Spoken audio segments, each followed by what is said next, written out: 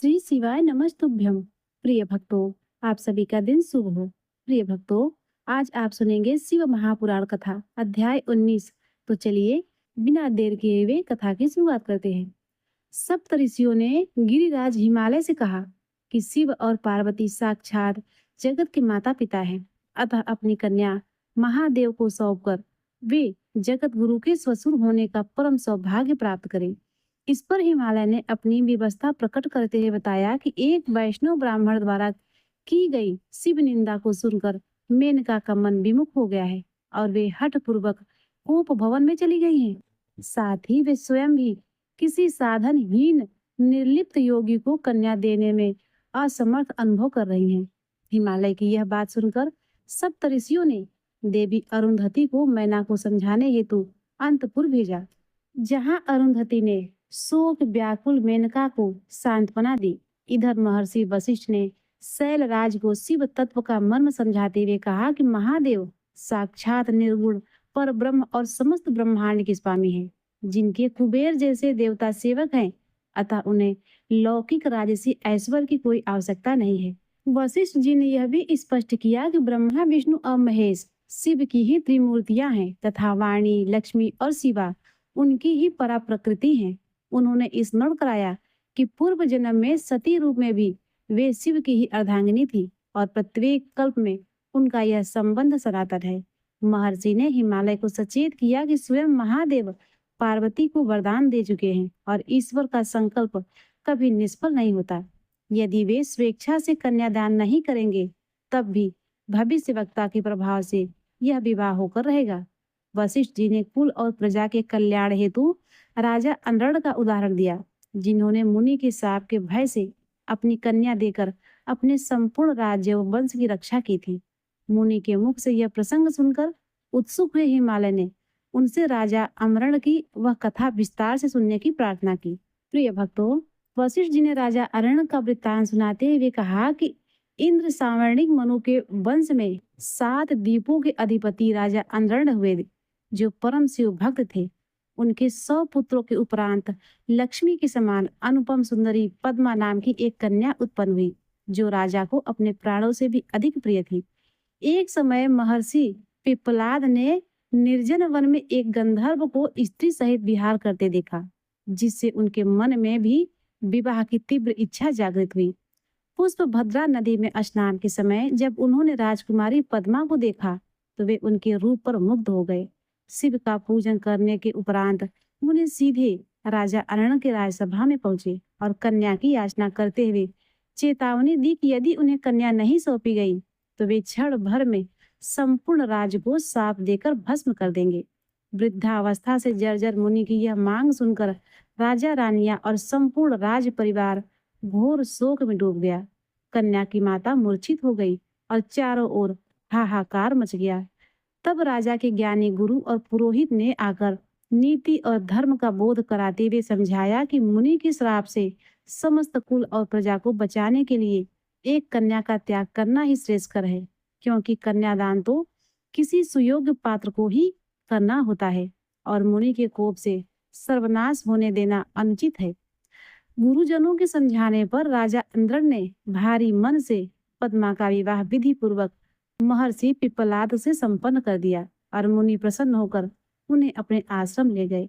इधर कन्या वियोग के पश्चाताप में राजा राजपाट त्याग कर कठोर तप हेतु वन को चले गए, जहां शिव आराधना के प्रभाव से उन्हें परम शिवलोक प्राप्त हुआ। उनके वियोग में महारानी ने भी प्राण त्याग दिए और उनका ज्येष्ठ पुत्र कीर्तिमान धर्म पूर्वक प्रजा का पालन करने लगा। अंत में महर्षि वशिष्ठ ने गिरिराज हिमालय को समझाते हुए कहा कि जिस प्रकार राजा अंद्रन ने मुनि को कन्या देकर अपने संपूर्ण वंश राज्य और प्रजा की रक्षा की, उसी प्रकार आप भी बिना किसी संकोच के अपनी दिव्य कन्या पार्वती को देवादिदेव शिव को सौंपकर अपने कुल का उद्धार कीजिए और समस्त देवगणों का कल्याण सिद्ध कीजिए। प्रिय भक्तों, हिमालय की जिज्ञासा पर महर्षि वशिष्ठ ने अंद्रण की कन्या पद्मा का पावन चरित्र सुनाया। पद्मा अपने वृद्ध पति पिप्पलाद मुनि की सेवा में अनन्य भाव से संलग्न रहती थी। एक दिन जब वे गंगा स्नान के लिए जा रही थी, तब धर्मराज ने उनके पातिव्रत की परीक्षा लेने हेतु एक सुंदर नवयुवक राजा का रूप धरकर उनका मार्ग रोका और पिप्पलाद का त्याग कर अपने साथ सुख भोगने का प्रस्ताव रखा।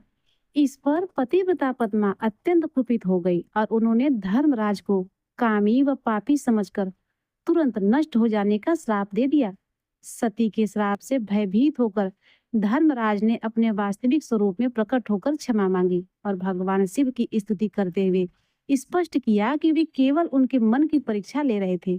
धर्मराज के यथार्थ रूप को जानकर पद्मा ने श्राप का परिहार करते हुए व्यवस्था की कि सतयुग में धर्म अपने चारों चरण में संपूर्ण रहेगा, किंतु त्रेता में एक, द्वापर में दो और कलयुग में तीन चरण नष्ट हो जाएंगे तथा कलयुग के अंत में धर्म सर्वथा क्षीण होकर पुनः सतयुग आने पर पूर्ण हो जाएगा। पद्मा के इस विवेक और पातिव्रत से अत्यंत प्रसन्न होकर धर्मराज ने उन्हें दिव्य वरदान दिया। उन्होंने वरदान दिया कि उनके पति पिप्पलाद मुनि पुनः चिर युवा, रूपवान, मार्कंड से भी अधिक दीर्घायु, कुबेर से भी धनवान और परम सिद्ध हो जाएंगे तथा स्वयं पद्मा को अखंड सौभाग्य, स्थिर यौवन और 10 गुणवान पुत्रों की प्राप्ति होगी। इसके पश्चात पद्मा अपने युवा पति के साथ समस्त सुख संपदाओं से युक्त होकर आनंद पूर्वक रहने लगी। अंत में महर्षि वशिष्ठ ने गिरिराज हिमालय को समझाते हुए कहा कि जिस प्रकार पद्मा का समर्पण अंततः परम कल्याणकारी सिद्ध हुआ, उसी प्रकार वे भी मैना सहित अपना सारा संकोच व हट त्याग दी। वशिष्ठ जी ने बताया कि 7 दिन बाद मार्गशीर्ष मास में सोमवार, रोहिणी नक्षत्र और सर्व दोष मुक्त अत्यंत दुर्लभ शुभ लग्न आ रहा है। अतः उसी मंगलकारी मुहूर्त में वे मूल प्रकृति रूपा पार्वती का कन्यादान जगत पिता भगवान शिव को करके अपने कुल को कृतार्थ करे। महर्षि वशिष्ठ के वचनों को सुनकर गिरिराज हिमालय ने सुमेरु, मंदार, गंधमादन और विंध्याचल आदि पर्वतों से परामर्श किया। सभी पर्वतों ने एक मत होकर कहा कि पार्वती का प्राकट्य देव कार्य और शिव जी के लिए ही हुआ है, अतः बहुत विचार किए बिना यह कन्यादान महादेव को ही करना चाहिए। उधर देवी अरुंधति ने भी अनेक पावन प्रसंगों और शिव गुणों के माध्यम से माता मेनका के संशय को पूरी तरह दूर कर दिया, जिससे मेनका अत्यंत प्रसन्न हो गई और उन्होंने सभी मुनियों का आदर सत्कार कर भोजन कराया। इसके बाद संशय रहित हुए हिमालय ने सप्तऋषियों से कहा कि उनका सर्वस्व भगवान शिव को ही समर्पित है। उन्होंने पार्वती जी को दिव्य वस्त्र आभूषण से सुसज्जित कर ऋषियों की गोद में बैठा दिया और वाग्यदान, कन्यादान का संकल्प कर दिया। सप्तऋषियों ने भी पार्वती जी को स्पर्श कर अखंड सौभाग्य व गुणों में निरंतर वृद्धि का आशीर्वाद दिया और हिमालय को फल पुष्प भेंट कर आश्वस्त किया। गिरिराज ने हल्दी कुमकुम से लौकिक मंगलाचार संपन्न किए और चौथे दिन के शुभ लग्न का निश्चय किया। कार्य सिद्ध होने के उपरांत सप्तऋषि कैलाश पहुंचे और भगवान शिव की स्तुति करते हुए सारा सुखद समाचार सुनाया कि हिमालय और मेनका ने पार्वती जी का विवाह सहर्ष स्वीकार कर लिया है, अतः वे विवाह हेतु प्रस्थान करे। इस पर महादेव ने लोकाचार का आश्रय लेकर हंसते हुए कहा कि वे विवाह की रीति नीति से अभिज्ञ हैं, अतः मुनिजन ही इसका उपाय बताएं। ऋषियों ने परामर्श दिया कि भगवान विष्णु, ब्रह्मा जी, इंद्र तथा समस्त देवगणों, गंधर्वों व ऋषियों को आदर पूर्वक आमंत्रित करें, जो भी मांगलिक विधान भली भांति संपन्न कराएं। यह कहकर सप्तऋषि शिव जी की आज्ञा पाकर अपने अपने धाम को लौट गए।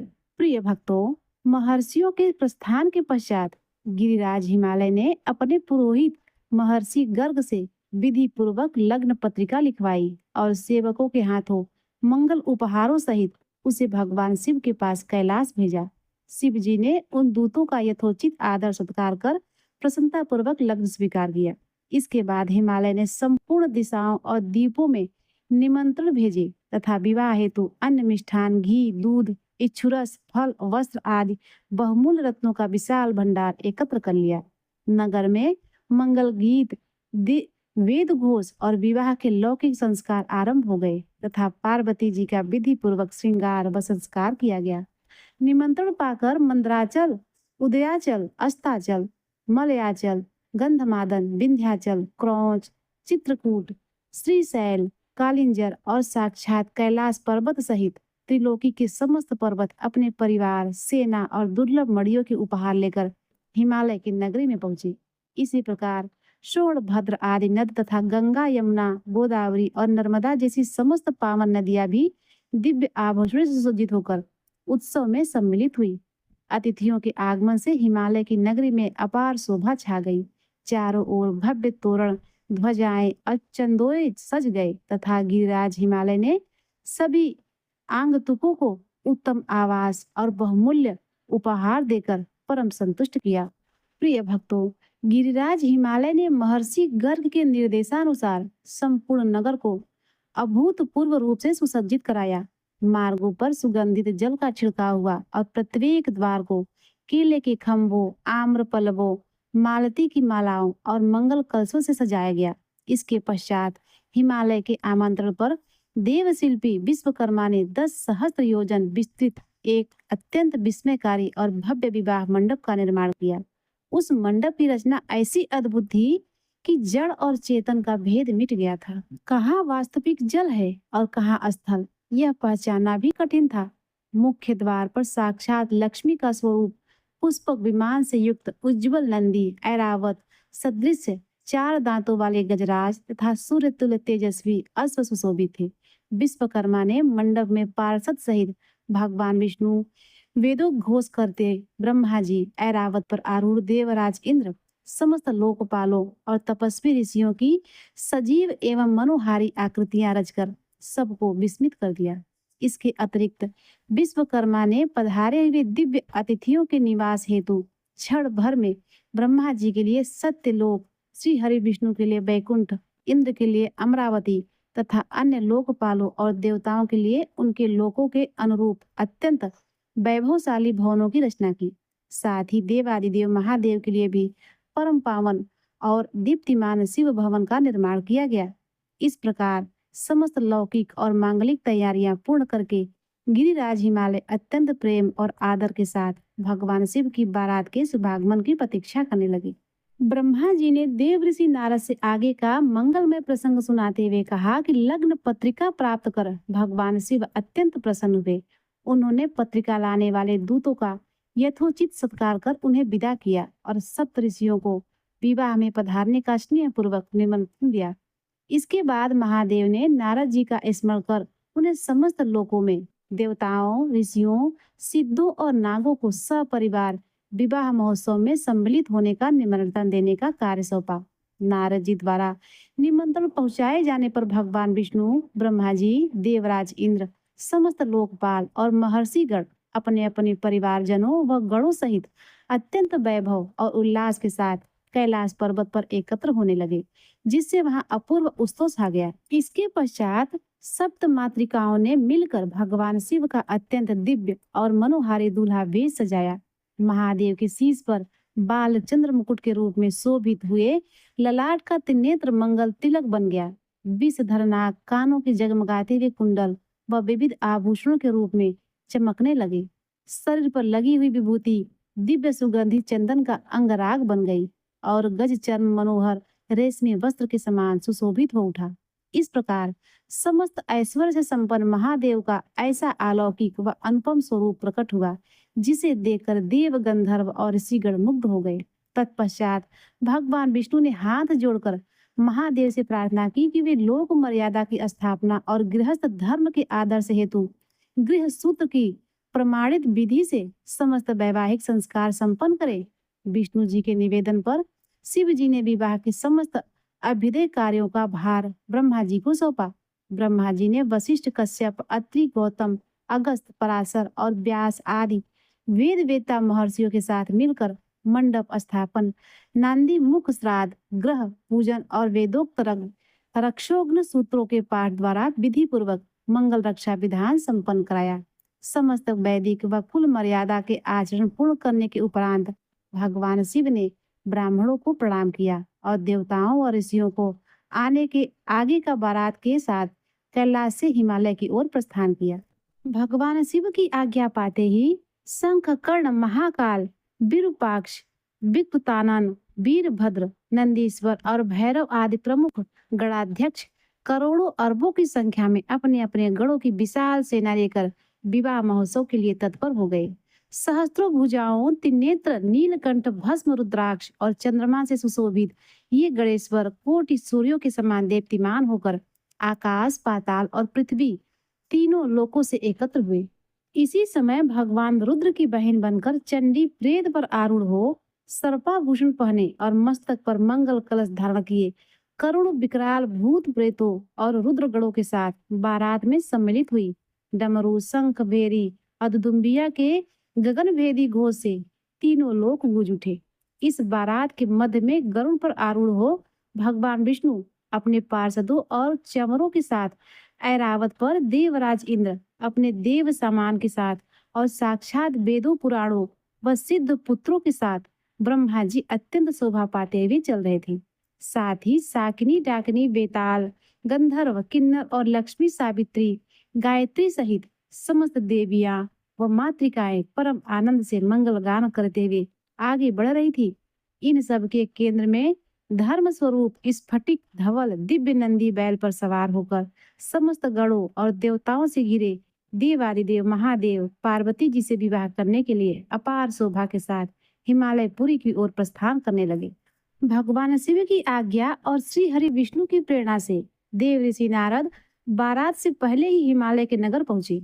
वहां जाकर जब उन्होंने विश्वकर्मा द्वारा निर्मित विचित्र मंडप देखा तो वे अपनी ही सजीव कृत्रिम मूर्ति तथा अन्य देवताओं और शिव जी के सजीव चित्रों को देखकर वे इतने विस्मय हो गए कि उन्हें भ्रम हो गया कि समस्त देवगण और महादेव पहले के विवाह हेतु यहाँ पधार चुके हैं। जब नारद जी ने हिमालय से पूछा तब गिरिराज ने स्पष्ट किया कि यह केवल विश्वकर्मा की अद्भुत शिल्प कला का प्रभाव है। तत्पश्चात हिमालय ने नारद जी का यथोचित सत्कार किया और उन्हें भोजन कराकर मैनाक आदि प्रमुख पर्वतों के साथ भगवान शिव तथा समस्त देवगणों को ससम्मान लिवाने हेतु भेजा। जब नारद जी अलंकृत पर्वतों के साथ बारात लौटे तो उन्हें चकित देखकर ब्रह्मा, विष्णु, इंद्र आदि देवताओं ने संदेहवश पूछा कि क्या हिमालय कन्या देने को तत्पर है और ये पर्वत किस उद्देश्य से आए हैं। नारद जी ने एकांत में बताया कि विश्वकर्मा ने मंडप में समस्त देवताओं के ऐसे हूबहू सजीव चित्र बनाए हैं जिन्हें देखकर कोई भी मोहित हो जाए। इस पर देवराज इंद्र भयभीत हो गए कि पूर्व वैर के कारण विश्वकर्मा छल से उनका अनिष्ट न कर दे। तब भगवान विष्णु ने इंद्र को ढांढस बंधाते हुए आश्वास किया कि भक्त वत्सल सदाशिव के रहते किसी अनिष्ट का भय नहीं है। इसके बाद भगवान शिव ने नारद जी से वास्तविक स्थिति जाननी चाहिए। नारद जी ने स्पष्ट किया कि विवाह में कोई विघ्न नहीं है। हिमालय पूर्ण निष्ठा से कन्यादान करना चाहते हैं और ये पर्वत केवल बारात की अगवानी के लिए आए हैं। बस विश्वकर्मा ने कौतूहल बस सबको मोहित करने वाली अद्भुत रचना रखी है। यह सुनकर महादेव मुस्कुराए और बोले कि जब शैलराज कन्या देने को उद्यत है तब किसी माया या भ्रम का कोई भय नहीं है। इसके पश्चात भगवान शिव की आज्ञा पाकर विष्णु, ब्रह्मा, इंद्र और समस्त देवगण नारद जी के तथा पर्वतों को आगे कर परम उल्लास के साथ हिमालय के दिव्य नगरी के समीप पहुंच गए। प्रिय भक्तों, भगवान शिव के नगर में समीप पहुंचने पर समाचार पाकर गिरिराज हिमालय अत्यंत आनंदित हो उठे। उन्होंने समस्त मांगलिक सामग्री संजोग कर ब्राह्मणों व पर्वतों को अगवानी हेतु भेजा और स्वयं भी अपने परम सौभाग्य की सराहना करते हुए देवादिदेव के सम्मुख पहुंचे। जब देव सेना और पर्वतों की सेना का मिलन हुआ तो ऐसा प्रतीत हुआ मानो पूर्व और पश्चिम के दो महासागर परस्पर एकाक हो गए हैं। शैलराज हिमालय ने श्वेत वृषभ नंदी पर आरूढ़ मंद मंद मुस्कुराते हुए दिव्य रेशमी वस्त्रों व सर्पाभूषणों से सुशोभित कोटि सूर्य सम तेजस्वी भगवान सदाशिव का साक्षात दर्शन किया। महादेव की दाहिनी ओर गरुड़ारूढ़ श्री हरि विष्णु, बाईं ओर चार मुख वाले ब्रह्मा जी और पृष्ठ भाग में देवराज इंद्र सहित समस्त देवगण व महर्षि उनकी सेवा में स्तुत कर रहे हैं। प्रकृति और पुरुष से परे सच्चिदानंद स्वरूप शिव जी तथा उनके साथ उपस्थित विष्णु, ब्रह्मा व समस्त देवताओं को हिमालय ने सपरिवार साष्टांग प्रणाम किया। इसके उपरांत महादेव की आज्ञा पाकर हिमालय अगवानी करते हुए बारात को आदर पूर्वक अपने नगर में ले आए। देवगण नगर की अलौकिक शोभा की प्रशंसा करते हुए विश्वकर्मा द्वारा निर्मित अपने अपने दिव्य महलों में ठहरे। गिरिराज ने विवाह की चौकोर वेदी का विधि पूर्वक निरीक्षण कर स्नान आदि कृत्य संपन्न किए और अपने पुत्रों को भेजकर वर पक्ष को विवाह मंडप में पधारने का सादर निमंत्रण दिया। हिमालय का आमंत्रण पाकर समस्त देवता मुनि व गणेश्वर भगवान शिव के साथ उत्सव मनाते हुए राजभवन की ओर प्रस्थान करने लगे। इसी शुभ अवसर पर माता मेनका के मन में अपने होने वाले जमाता भगवान शिव के अनुपम रूप को देखने की तीव्र उत्कंठा जागृत हुई। अतः उन्होंने प्रभु के दर्शन की अभिलाषा से देव ऋषि नारद को अपने पास बुलाया और विस्मित हृदय से उनसे वार्ता करने लगी। प्रिय भक्तों, माता मेनका ने होने वाले जमाता का रूप देखने की इच्छा से देव ऋषि नारद के महल की अट्टालिका पर जाकर बारात की शोभा देखनी आरंभ की। महादेव की लीला से क्रमशः गंधर्वराज, यक्षराज, मणिग्रीव, अग्नि, यमराज, नेत्रति, वरुण, वायु, कुबेर, ईशान, देवराज इंद्र, चंद्र, सूर्य, महर्षिगण, ब्रह्मा जी और अंत में गरुड़ारूढ़ पीताम्बरधारी कोटि कंदर्व लावण्यमय भगवान विष्णु पधारे। प्रत्येक दिव्य देवता के अनुपम सौंदर्य और तेज को देखकर मेनका बार बार पूछती रही, क्या यही भगवान शिव हैं? किंतु नारद जी ने स्पष्ट किया, ये सभी तो मात्र महादेव के सेवक, पार्षद और व्यवस्थापक हैं। वास्तविक शिव का वैभव तो इन सबसे भी अनंत गुना श्रेष्ठ है। यह सुनकर मैना अत्यंत गर्व और आनंद से भर गई कि उनकी पुत्री का पति ब्रह्मांड का सर्वश्रेष्ठ स्वामी होगा। तभी मेनका के अहंकार का भंजन करने के लिए देवादिदेव महादेव ने अपने भयानक और विकृत लीला स्वरूप का प्राकट्य किया। उनके आगे आगे करोड़ों विकराल विचित्र बिना सिर वाले, अनेक मुख नेत्र वाले, लंगड़े, अंधे, भयंकर नाद करते हुए भूत प्रेत और रुद्रगणों की सेना चलने लगी। इन सबके मध्य स्वयं भगवान शिव पंचमुख, त्रिनेत्र, 10 भुजाओं में कपाल, शूल, पिनाक धारण किए, जटाजूट, भस्म लिप्त, शरीर व्याघ्र चम्र और गज चर्म ओढ़े, विरूप व विकराल रूप से वृषभ पर आरूढ़ दिखाई दिए। नारद जी द्वारा यह बताने जाने पर कि यही साक्षात पार्वतीपति भगवान शिव हैं, मेनका घोर भय और आघात से कांप उठी। वे विलाप करते हुए हाय मैं ठगी गई कहकर तेज हवा से टूटी लता की भांति भूमि पर गिरकर मूर्छित हो गई। तदंतर सखियों के निरंतर उपचार और सेवा यत्न के उपरांत हिमालय प्रिया मेनका को धीरे धीरे होश आया। प्रिय भक्तों, चेतना लौटते ही माता मेनका अत्यंत क्षुब्ध होकर विलाप करने लगी और देव ऋषि नारद, सप्त ऋषियों तथा अपनी पुत्री पार्वती को कटु वचन कहने लगी। उन्होंने पार्वती को धिक्कारते हुए कहा कि उसने सुवर्ण छोड़कर कांच, चंदन छोड़कर कीचड़, राजहंस छोड़कर कौवा और अमृतमयी गंगा जल छोड़कर कूप जल ग्रहण कर लिया। जब नारद जी और समस्त देवताओं ने उन्हें समझाने का प्रयास किया कि यह भगवान रूप केवल महादेव की कौतुकमयी लीला है, तब मेनका ने और अधिक कुपित होकर उन्हें वहां से चले जाने को कहा और शपथ ली कि वे अपनी पुत्री को विष दे देंगी, समुद्र में डुबा देंगी या स्वयं प्राण त्याग देंगी, किंतु इस विकट रूपधारी योगी को कभी नहीं सौंपेंगी। गिरिराज हिमालय ने भी आकर शिव तत्व का बोध कराते हुए मेनका को शांत करने का यत्न किया, किंतु उनका हठ नहीं टूटा। इसी समय पार्वती जी ने स्वयं उपस्थित होकर माता को समझाते हुए कहा कि देवादिदेव महादेव ही समस्त चराचर के स्वामी, निर्विकार, सनातन और ब्रह्मा विष्णु द्वारा भी पूज्य हैं। पार्वती जी ने दृढ़ता पूर्वक घोषणा की कि वे मन, वचन और कर्म से शिव का वर्ण कर चुकी हैं और किसी अन्य को कभी स्वीकार नहीं करेंगी, क्योंकि सिंह का भाग कभी सियार को नहीं मिल सकता। यह सुनकर मेनका अत्यंत रोष में आ गई और पार्वती पर प्रहार करने लगी, जिन्हें ऋषियों ने बीच में बचाव कर अलग किया। इसके पश्चात ब्रह्मा जी और सनकादिक सिद्धों ने भी मेनका को सृष्टि के रचयिता और संहारकर्ता शिव की सर्वव्यापकता समझाई। अंत में जगत पालक भगवान श्री हरि विष्णु ने आकर मेनका को आदर पूर्वक प्रबोधित किया कि वे स्वयं और ब्रह्मा जी भी सदा शिव की ही पराशक्ति से प्रकट हुए हैं। वे ही निर्गुण और सगुण स्वरूप और कुरूप समस्त रूपों के मूल आधार हैं। श्री हरि के इन ज्ञान युक्त वचनों से मेनका का हृदय कुछ कोमल हुआ, किंतु शिव की प्रबल माया से प्रभाव से उन्होंने एक अंतिम और दृढ़ शर्त रखी। मेनका ने स्पष्ट किया कि यदि महादेव अपने इस विकट वेश का त्याग कर अत्यंत मनोहारी, दिव्य और सुंदर रूप धारण करके पधारेंगे, केवल तभी वे अपनी प्राण प्रिय पुत्री का कन्यादान करेंगी, अन्यथा करोड़ों प्रयत्नों के बाद भी वे इस विवाह की अनुमति नहीं देंगी। तो बोलिए नमः पार्वती पतये हर हर महादेव। प्रिय भक्तों, आज के अध्याय में बस इतना ही। इसके आगे का वृत्तांत आप सभी भक्त लोग कल के अध्याय में जरूर सुनिएगा।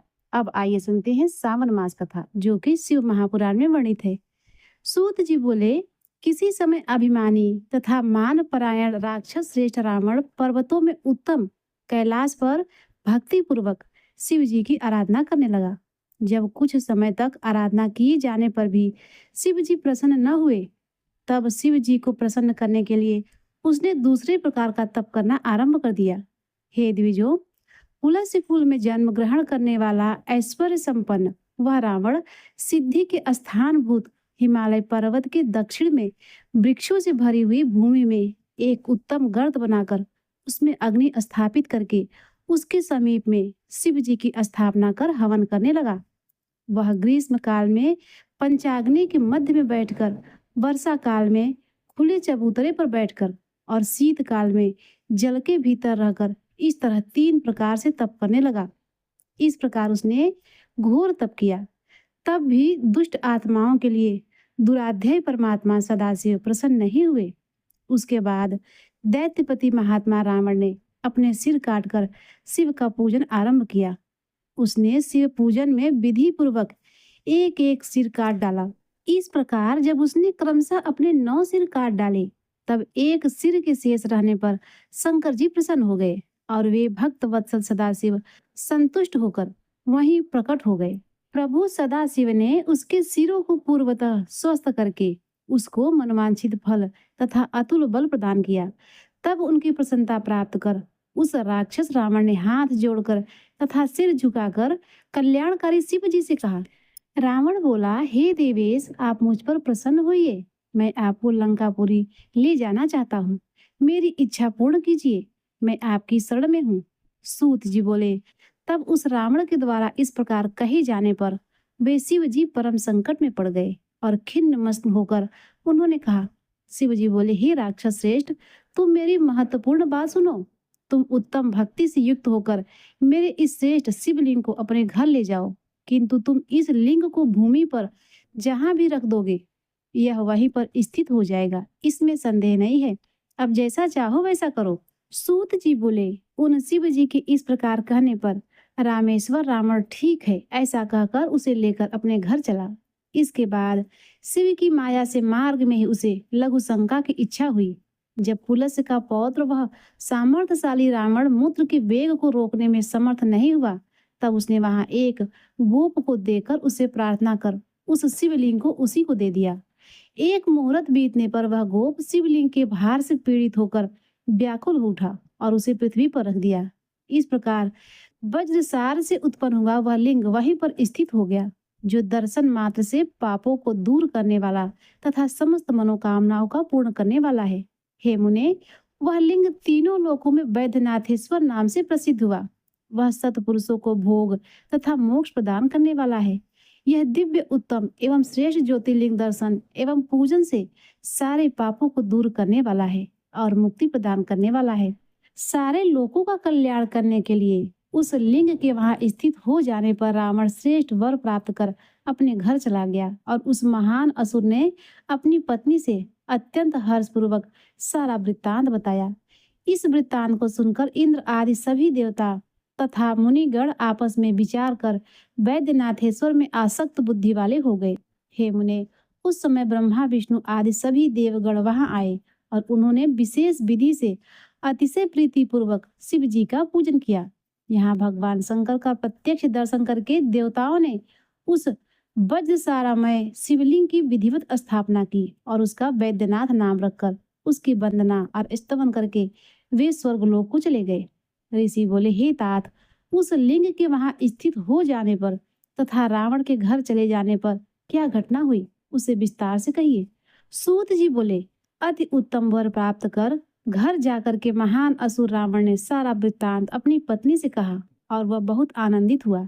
हे मुनीश्वरों, वह सारा वृत्तांत सुनकर वे इंद्र आदि देवता तथा मुनिगण अत्यंत व्याकुल होकर आपस में कहने लगे। देवता बोले, यह दुरात्मा रावण देवद्रोही, खल तथा दुर्बुद्धि है। शिव जी से वरदान पाकर यह हम लोगों को बहुत अधिक दुखित करेगा। हम लोग क्या करें, कहाँ जाएं? अब फिर क्या होगा? एक तो वह स्वयं दुष्ट है, दूसरे अब वरदान प्राप्त कर और भी अद्भुत हो गया है। अतः हम लोगों का कौन सा अपकार नहीं करेगा? तब इस प्रकार दुखी हो इंद्र आदि देवता एवं मुनिगण नारद जी को बुलाकर व्याकुल होकर के पूछने लगे। देवगण बोले, हे मुनि सत्तम, आप सभी कार्य करने में समर्थ हैं। अतः हे देवऋषि, देवगणों के दुख नाशक कोई उपाय कीजिए। यह महाखल रावण क्या क्या नहीं कर डालेगा। हम लोग इस दुष्ट से सर्वथा पीड़ित हैं। अतः अब हम लोग कहाँ जाएं? नारद जी बोले, हे देवताओं, आप लोग दुखी मत होइए। मैं जा रहा हूँ और कोई उपाय करके शंकर जी की कृपा से देवताओं का कार्य अवश्य ही करूंगा। सूत जी ने आगे कहा, ऐसा कहकर देव ऋषि नारद रावण के घर गए। वहां रावण ने उनका आदर सत्कार किया और बड़े प्रेम से नारद जी से यह सारी बातें कही। नारद जी ने कहा, हे राक्षसों में श्रेष्ठ रावण, तुम धन्य हो और श्रेष्ठ शिव भक्त हो। हे तपोधन, तुम्हें देखकर आज मेरा मन बहुत अधिक प्रसन्न हुआ है। अब तुम शिव जी की आराधना से जुड़ी हुई अपनी सारी बातें मुझे विस्तार से बताओ। नारद जी के इस प्रकार पूछने पर रावण ने यह उत्तर दिया। रावण बोला, हे महामुनि, तपस्या करने के लिए मैं कैलाश पर्वत पर गया और वहां मैंने बहुत समय तक अत्यंत कठोर तप किया। हे मुने, जब शिव जी प्रसन्न नहीं हुए तब मैं वहां से लौटकर वृक्षों के समीप आया और इस दूसरे प्रकार से तपस्या करने लगा। मैंने गर्मी के मौसम में चारों तरफ 4 अग्नियां जलाकर उनके बीच बैठकर पंचाग्नि तप की। वर्षा ऋतु में भूमि पर सोकर और शीतकाल में सर्दी में यानी ठंडे पानी के बीच में खड़े रहकर इस प्रकार 3 प्रकार से कठोर तप किया। हे मुनीश्वर, इस प्रकार मैंने वहां बहुत ही कठिन तपस्या की। फिर भी जब शिवजी मुझ पर थोड़ा भी प्रसन्न नहीं हुए तब मुझे बहुत क्रोध आया। मैंने जमीन में एक गड्ढा खोदकर उसमें आग जलाई और मिट्टी का पार्थिव शिवलिंग बनाकर गंध, चंदन, धूप, तरह तरह के नैवेद्य और आरती आदि से विधि विधान पूर्वक शिव जी की पूजा की। मैंने दंडवत प्रणाम, पुण्य देने वाली स्तुति, गीत, नृत्य बाजे बजाकर और मुंह में उंगली रखकर भगवान शंकर को संतुष्ट किया। हे मुने, इन उपायों और इनके अलावा भी शास्त्र में बताए गए अनगिनत उपायों से मैंने भगवान शिव की पूजा की। जब भगवान शिव संतुष्ट होकर प्रकट नहीं हुए तब अपने तप का अच्छा फल न मिलने पर मैं बहुत दुखी हुआ। मैंने अपने शरीर और बल को धिक्कारते हुए कहा कि मेरे इस तप को भी धिक्कार है। ऐसा कहकर मैंने वहां जलाई गई अग्नि में बहुत आहुतियां दी। इसके बाद मैंने यह सोचते हुए कि अब मैं इसी अग्नि में अपने शरीर की बलि दे दूंगा, उस जलती हुई आग के पास आकर अपने सिर काटना शुरू कर दिया। मैंने एक एक करके अपने 9 सिर पूरी तरह काट कर और उन्हें शुद्ध करके शिव जी को अर्पित कर दिए। हे ऋषिश्रेष्ठ, जब मैंने अपना 10वां सिर काटने लगा तभी ज्योति के रूप में स्वयं भगवान शिव प्रकट हो गए। उन भक्त वत्सल शिव जी ने प्रेम के साथ तुरंत कहा, ऐसा मत करो, ऐसा मत करो, मैं तुमसे बहुत प्रसन्न हूँ। जो वरदान चाहो मांगो, मैं तुम्हारी हर इच्छा पूरी करूंगा। उनके ऐसा करने पर मैंने महेश्वर के दर्शन किए, हाथ जोड़कर भक्ति भाव से उन्हें प्रणाम किया और उनकी स्तुति की। इसके बाद मैंने उनसे यह वर मांगा, मुझे अतुलनीय बल दीजिए। हे देवेश, यदि आप मुझ पर प्रसन्न हैं तो फिर मेरे लिए क्या असंभव हो सकता है।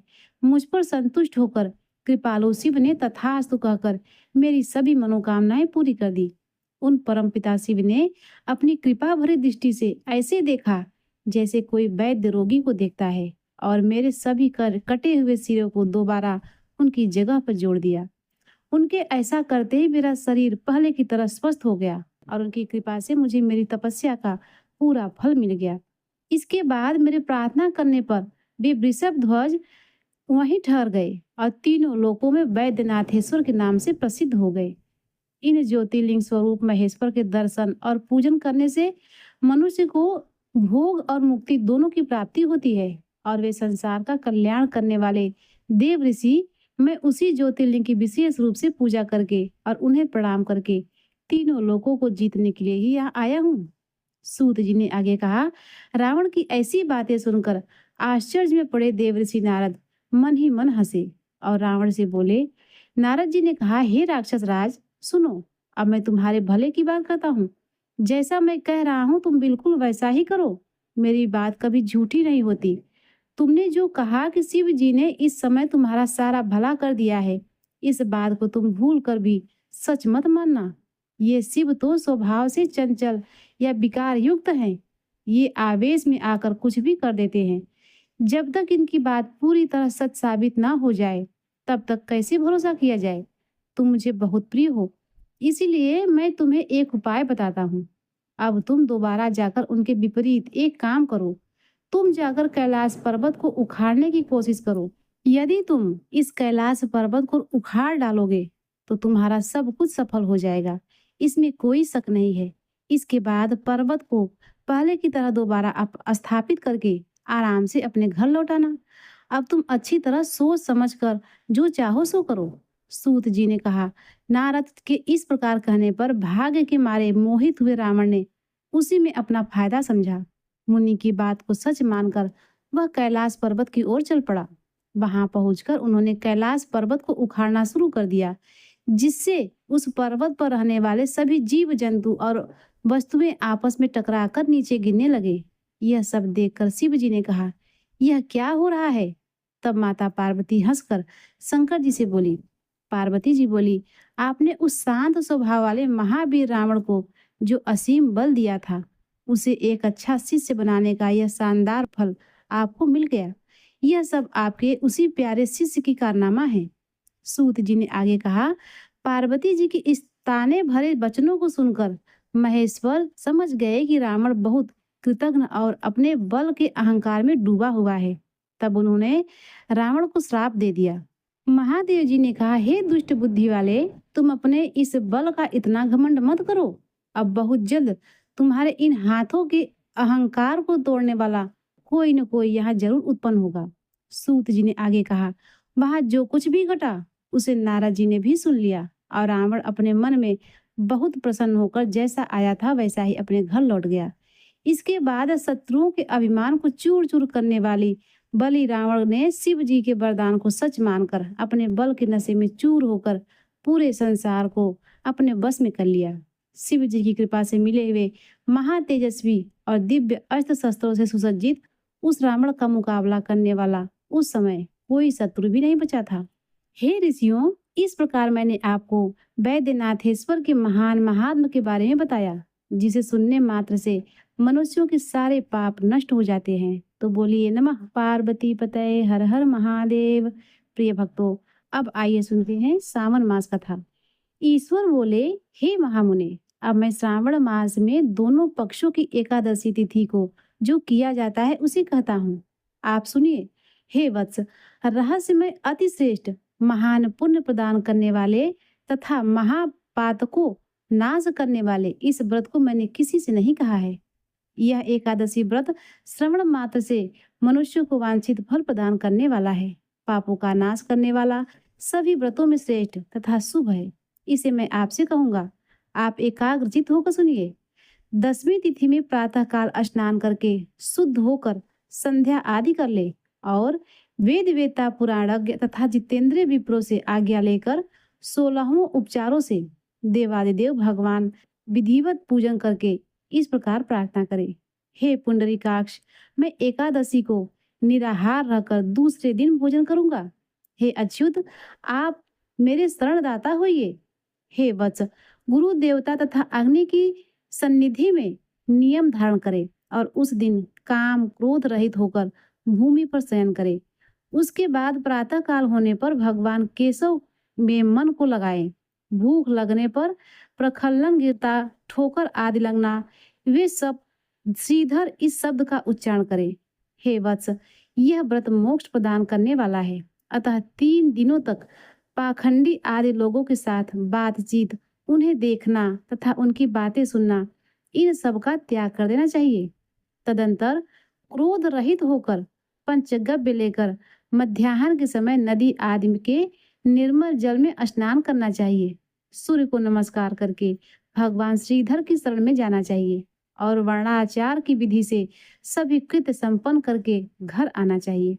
वहां पुष्प, धूप तथा अनेक प्रकार के नैवेद्यों से श्रद्धा पूर्वक श्रीधर की पूजा करनी चाहिए।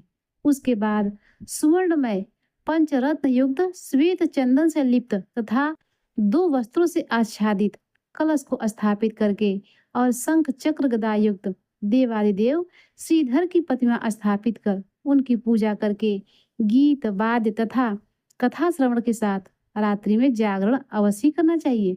इसके बाद विमल प्रभात होने पर द्वादशी के दिन विधिवत पूजन करके कृत्य कृत्य होकर बुद्धिमान को चाहिए कि श्रीधर नाम का जप करे। इसके बाद उन शंख चक्र तथा गदा धारण करने वाले देव देवेश श्रीधर की पुनः पूजा करे और सुवर्ण दक्षिणा सहित कलश ब्राह्मण को प्रदान करे। उस समय ब्राह्मण को विशेष करके नवनीत अवश्य प्रदान करे। इस प्रकार प्रार्थना करे, भगवान श्रीधर आज आप मुझ पर प्रसन्न हो और मुझे अति उत्तम लक्ष्मी प्रदान करे। हे मुनि श्रेष्ठ, इस प्रकार उच्चारण करके जगत गुरु श्रीधर से प्रार्थना करके श्रेष्ठ ब्राह्मणों को भोजन कराकर अपने सामर्थ्यानुसार दक्षिणा देनी चाहिए। उसके बाद सेवकों आदि को भोजन कराकर गायों को घास खिलानी चाहिए। इसके बाद मित्रों तथा बंधु बांधवों समेत स्वयं भोजन करना चाहिए।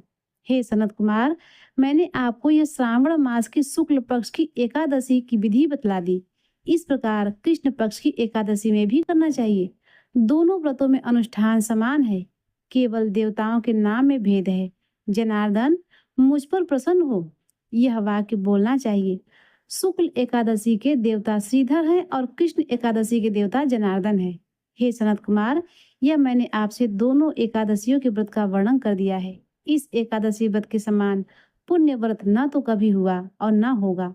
आपको यह व्रत गुप्त रखना चाहिए और दुष्ट हृदय वाले को नहीं प्रदान करनी चाहिए। ईश्वर बोले, हे सनत कुमार, अब मैं द्वादशी तिथि में होने वाले श्रीहरि के पवित्रारोपण व्रत का वर्णन करूंगा। पिछले अध्याय में देवी की कही गई पवित्रारोपण विधि के समान ही इसका भी पवित्रारोपण है। इसमें जो विशेष बात है उसे मैं बताऊंगा। सावधान चित्त होकर सुनिए। हे महामुने, इस व्रत के लिए जो अधिकारी बताया गया है उसे आप सुने। ब्राह्मण, क्षत्रिय, वैश्य, शूद्र तथा स्त्री, इन सभी को अपने धर्म में स्थित होकर भक्ति पूर्वक पवित्रारोपण करना चाहिए। द्विज को चाहिए कि अतो देवा अवंतु नो यतो विष्णु विरचक्रमे पृथ्विया सप्त धाम भी, इस मंत्र से विष्णु की पूजा करें। स्त्रियों तथा शूद्रों के लिए नाम मंत्र है, इसके द्वारा वे विष्णु की पूजा करें। इसी प्रकार द्विज कद्रुद्राय, इस मंत्र से शिव जी की पूजा करें। स्त्रियों तथा शूद्र के लिए नाम मंत्र है, इसके द्वारा वे शिव जी की पूजा करें। सतयुग में मणिमय, त्रेता में सुवर्णमय, द्वापर में रेशम और कलयुग में कपास का सूत्र पवित्र के लिए बताया गया है। सन्यासियों को शुभ मानस पवित्रारोपण करना चाहिए। बनाए गए पवित्र को सर्वप्रथम बांस की सुंदर टोकरी में रखकर शुद्ध वस्त्र से ढककर भगवान के सम्मुख रखें और इस प्रकार कहें, हे प्रभु, क्रियालोप के विधान के लिए जो आपने आच्छादन किया है, हे देव, आपकी प्रसन्नता के लिए मैंने इसे करता हूँ। हे देव, मेरे इस कार्य में विघ्न न उत्पन्न हो। हे नाथ, मुझ पर दया कीजिए। हे देव, सब प्रकार से सर्वथा आप ही मेरी परम गति है। हे जगतपते, मैं इस पवित्र से आपको प्रसन्न करता हूँ। ये काम क्रोध आदि मेरे व्रत का नाश करने वाले ना हो। हे देवेश, आप आज से लेकर वर्ष पर्यंत अपने भक्त की रक्षा करें। आपको नमस्कार है। इस प्रकार कलश में देवता की प्रार्थना करके बांस के शुभ पात्र में स्थित पवित्र की आदर पूर्वक प्रार्थना करनी चाहिए कि हे पवित्र, वर्ष भर की गई पूजा की पवित्रता के लिए विष्णु लोक में आप इस समय यहाँ पधारें। आपको नमस्कार है।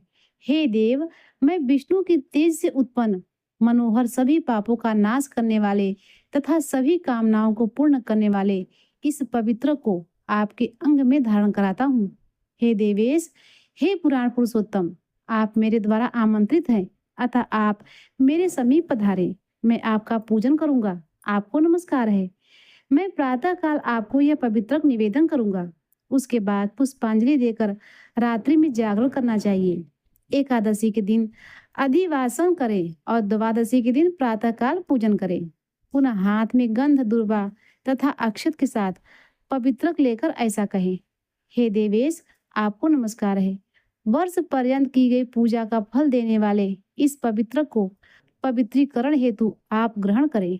मैंने जो भी दुष्कृत किया है उसके लिए आप मुझे आज पवित्र कीजिए। हे देव, हे सुरेश्वर, आपके अनुग्रह से मैं शुद्ध हो जाऊं।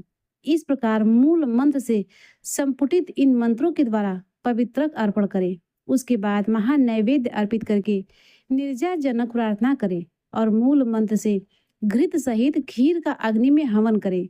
इसके बाद इसी मंत्र से पवित्रक का विसर्जन करके इस प्रकार कहें, हे पवित्रक, वर्ष भर की गई मेरी शुभ पूजा को पूर्ण करके अब आप विसर्जित होकर विष्णु लोक को प्रस्थान करें। इसके बाद पवित्रक को उतारकर ब्राह्मण को प्रदान कर दे अथवा जल में विसर्जित कर दे। हे वत्स, मैंने आपसे श्री हरि के इस पवित्रारोपण का वर्णन कर दिया है। इसे करने वाला इस लोक में सुख भोग कर अंत में वैकुंठ प्राप्त करता है। अब आइए सुनते हैं भगवान शिव के 108 नाम। ओम महाकालाय नमः, ओम रुद्रनाथ नमः, ओम भीम शंकर नमः, ओम नटराज नमः, ओम प्रलयंकार नमः, ओम चंद्रमौली नमः, ओम डमरूधारी नमः, ओम चंद्रधारी नमः, ओम भोलेनाथ नमः, ओम कैलाशपति नमः, ओम भूतनाथ नमः, ओम नंदराज नमः, ओम नंदी की सवारी नमः, ओम ज्योतिर्लिंग नमः, ओम मल्लिकार्जुन नमः, ओम भीमेश्वर नमः, ओम विषधारी नमः, ओम बम भोले नमः, ओम विश्वनाथ नमः, ओम अनादिदेव नमः, ओम उमापति नमः, ओम गोरापति नमः, ओम गणपिता नमः, ओम ओमकार स्वामी नमः, ओम ओमकारेश्वर नमः, ओम शंकर त्रिशूलधारी नमः, ओम भोले बाबा नमः, ओम शिवजी नमः, ओम शंभु नमः, ओम नीलकंठ नमः, ओम महाकालेश्वर नमः, ओम त्रिपुरारी नमः, ओम त्रिलोकनाथ नमः, ओम त्रिनेत्रधारी नमः, ओम बर्फानी बाबा नमः, ओम लंकेश्वर नमः, ओम अमरनाथ नमः, ओम केदारनाथ नमः, ओम मंगलेश्वर नमः, ओम अर्धनारीश्वर नमः, ओम नागार्जुन नमः, ओम जटाधारी नमः, ओम नीलेश्वर नमः, ओम जगतपिता नमः, ओम मृत्युंजय नमः, ओम नागधारी नमः, ओम रामेश्वर नमः, ओम गल सर्पमाला नमः, ओम दीनानाथ नमः, ओम सोमनाथ नमः, ओम जोगी नमः, ओम भंडारी बाबा नमः, ओम बल्लेहरी नमः, ओम गौरी शंकर नमः, ओम शिवाकांत नमः, ओम महेश्वराय नमः, ओम महेश नमः, ओम संकटहारी नमः, ओम महेश्वर नमः, ओम डमरूधारी नमः, ओम जगपालनकर्ता नमः, ओम पशुपति नमः, ओम संगमेश्वर नमः, ओम दक्षेश्वर नमः, ओम घृणेश्वर नमः, ओम मणिमहेश नमः, ओम अनादि नमः, ओम अमर नमः, ओम आशुतोष महाराज नमः, ओम बिल्वकेश्वर नमः, ओम अचलेश्वर नमः, ओम लोकानाथ नमः, ओम आदिनाथ नमः, ओम देवेश्वर नमः, ओम प्राणनाथ नमः, ओम शिव नमः, ओम महादानी नमः, ओम शिवदानी नमः, ओम भयंकर नमः, ओम पातालेश्वर नमः, ओम धुधेश्वर नमः, ओम सर्पधारी नमः, ओम त्रिलोकी नरेश नमः, ओम हठ योगी नमः, ओम विश्वलेश्वर नमः, ओम नागाधिराज नमः, ओम सर्वेश्वर नमः, ओम उमाकांत नमः, ओम बाबा चंद्रेश्वर नमः, ओम त्रिकालदर्शी नमः, ओम त्रिलोकी स्वामी नमः, ओम महादेव नमः, ओम गढ़शंकर नमः, ओम मुक्तेश्वर नमः, ओम नटेश्वर नमः, ओम गिरिजापति नमः, ओम भद्रेश्वर नमः, ओम त्रिपुनाशक नमः, ओम निजेश्वर नमः, ओम कितारेश्वर नमः, ओम जागेश्वर नमः, ओम अवधूपति नमः, ओम भीलपति नमः, ओम जीतनाथ नमः, ओम विश्वेश्वर नमः, ओम भूतेश्वर नमः, ओम बैजूनाथ नमः, ओम नागेश्वर नमः। प्रिय भक्तों, अब आइए सुनते हैं दारिद्र दहन स्तोत्र का हिंदी अनुवाद। समस्त चराचर विश्व के स्वामी रूप विश्वेश्वर, नरक रूपी संसार सागर से उद्धार कराने वाले, कर्ण से श्रवण करने में अमृत के समान नाम वाले, अपने भाल पर चंद्रमा को आभूषण रूप में धारण करने वाले, कर्पूर की कांति के समान धवल वर्ण वाले, जटाधारी और दरिद्रता रूपी दुख के विनाशक भगवान शिव को मेरा नमस्कार है।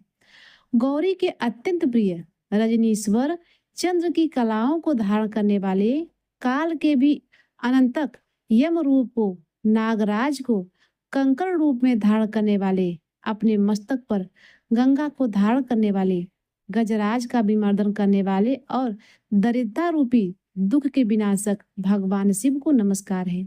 भक्ति के प्रिय संसार रूपी रोग एवं भय के विनाशक, संसार के समय उग्र रूपधारी, दुर्गम भव सागर से पार कराने वाले, ज्योति स्वरूप, अपने गुण और नाम के अनुसार सुंदर नृत्य कराने वाले तथा दरिद्रता रूपी दुख के विनाशक भगवान शिव को मेरा नमस्कार है। व्याघ्र चर्मधारी, चिता भस्म को लगाने वाले, भाल में त्रिय नेत्रधारी, मणियों के कुंडल से सुशोभित, अपने चरणों में नुपुर धारण करने वाले, जटाधारी और दरिद्रता रूपी दुख के विनाशक भगवान शिव को नमस्कार है। 5 मुख वाले, नागराज रूपी आभूषणों से सुसज्जित, सुवर्ण समान वस्त्र वाले अथवा सुवर्ण के समान किरण वाले, तीनों लोकों में पूरी आनंद भूमि काशी को वर प्रदान करने वाले, सृष्टि के संहार के लिए तमोगुणाविष्ट होने वाले तथा दरिद्रता रूपी दुख के विनाशक भगवान शिव को मेरा नमस्कार है। सूर्य को अत्यंत प्रिय अथवा सूर्य के प्रेमी भव सागर से उद्धार कराने वाले, काल के लिए भी महाकाल स्वरूप, कमलासन ब्रह्म से सुपूजित, तीनों नेत्रों को धारण करने वाले, शुभ लक्षणों से युक्त तथा दरिद्रता रूपी दुख के विनाशक भगवान शिव को मेरा नमस्कार है। मर्यादा पुरुषोत्तम भगवान राम को अत्यंत प्रिय अथवा राम से प्रेम करने वाले, रघुनाथ को वर देने वाले, संपर्क अति प्रिय भव रूपी नरक से तारने वाले, पुण्यवानों में परिपूर्ण, पुण्य वाले, समस्त देवताओं से सुपूजित तथा दरिद्रता रूपी दुख के विनाशक भगवान शिव को मेरा नमस्कार है। मुक्त जनों के स्वरूप, पुरुषार्थ चतुष्ट रूप, फल को देने वाले, प्रथम आदि गणों के स्वामी, स्तुति प्रिय, नंदी वाहन, गज चर्म को वस्त्र में धारण करने वाले, महेश्वर तथा दरिद्रता रूपी दुख के विनाशक भगवान शिव को मेरा नमस्कार है। समस्त रोगों के विनाशक तथा शीघ्र ही समस्त संपत्तियों के प्रदान करने वाले और पुत्र पौत्र आदि वंश परंपरा को बढ़ाने वाले, वशिष्ठ जी द्वारा निर्मित इस स्तोत्र को जो भक्त नित्य तीनों कालों में पाठ करता है, उसे निश्चय ही स्वर्ग लोक की प्राप्ति होती है। प्रिय भक्तों, अब आइए सुनते हैं शिव चालीसा का पाठ।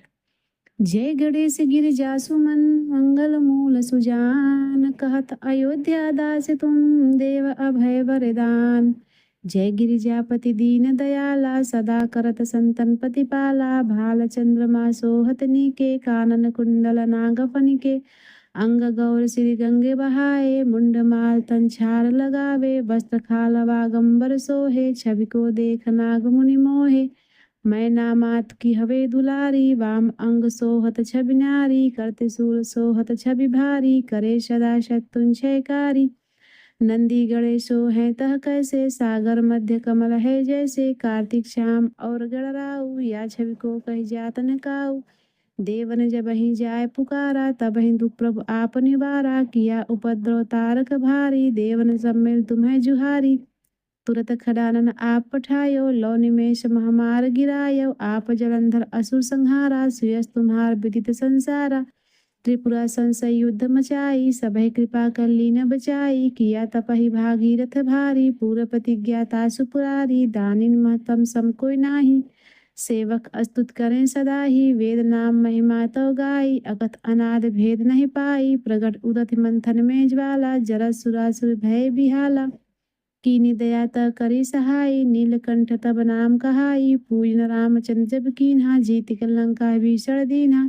सहस कमल में हो रहे धारी, कीनी परीक्षा तबै पुरारी, एक कमल प्रभु राखे गोई, कमल नयन पूजन च सोई, कठिन भक्ति देखी प्रभु शंकर, भय प्रसन्न दिए इच्छित बर। जय जय जय अनंत अविनाशी, करत कृपा सबके घटवासी, दुष्ट सकल नित मोह शता में, भ्रमत रहो मोहि चैन न आयऊ, त्राहि त्राहि मैं नाथ पुकारू। यही अवसर में आन उबारो, लय त्रिशूल शत्रु को मारो, संकट से मैं आन उबारो, मात पिता भ्राता सब कोई, संकट में पूछे ना कोई।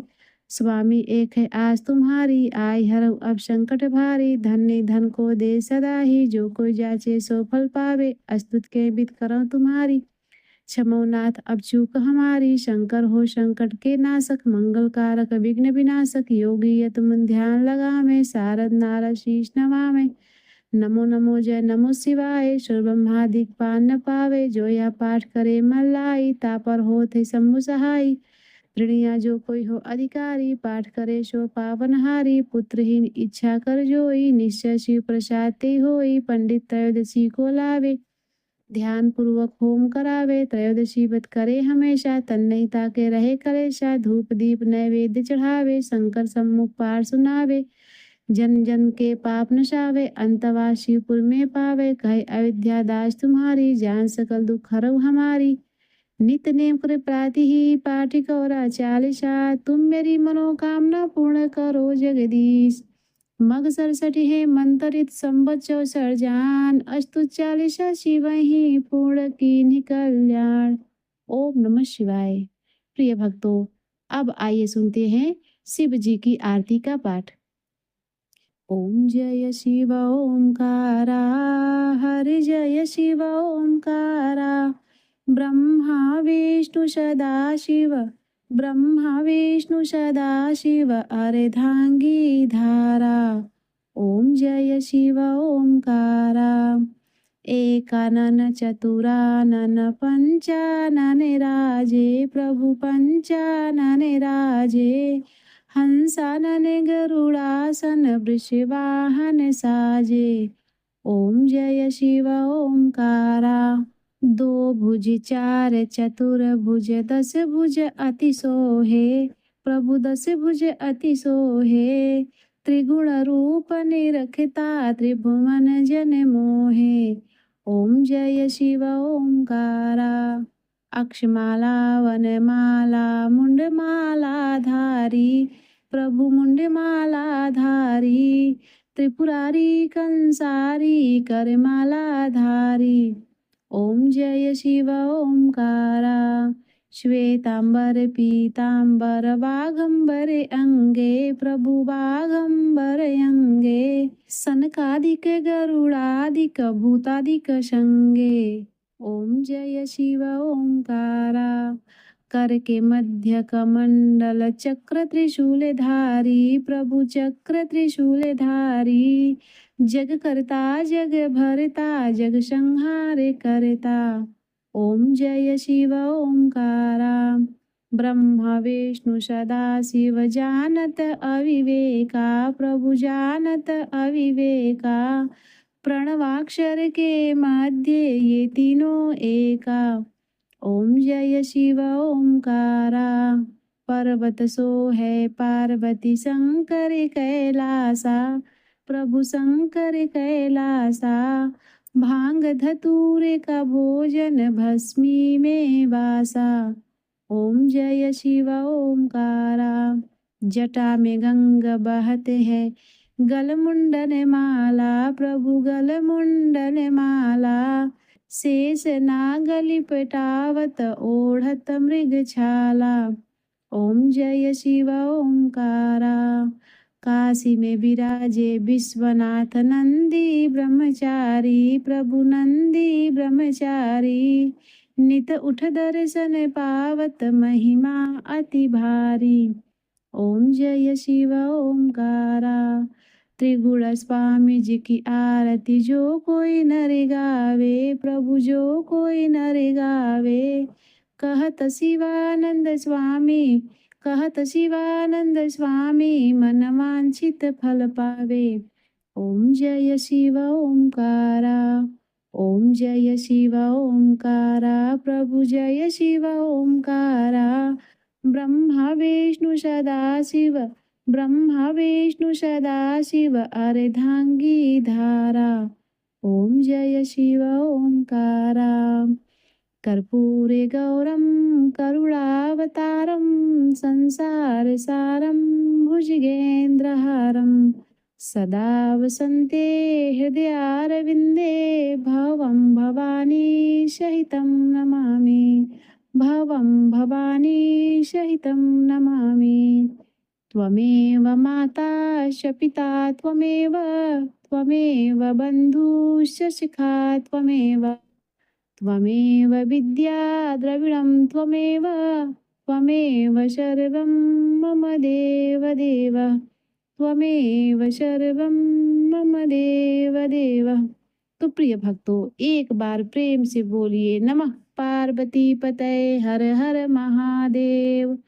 प्रिय भक्तों, यदि हमारी कथाएं आपको पसंद आती हो तो हमारे वीडियो को लाइक और चैनल को सब्सक्राइब करना न भूलिएगा, ताकि इसी तरह से धार्मिक और आध्यात्मिक व्रत कथाओं को लेकर उपस्थित होती रहूं अगले वीडियो में।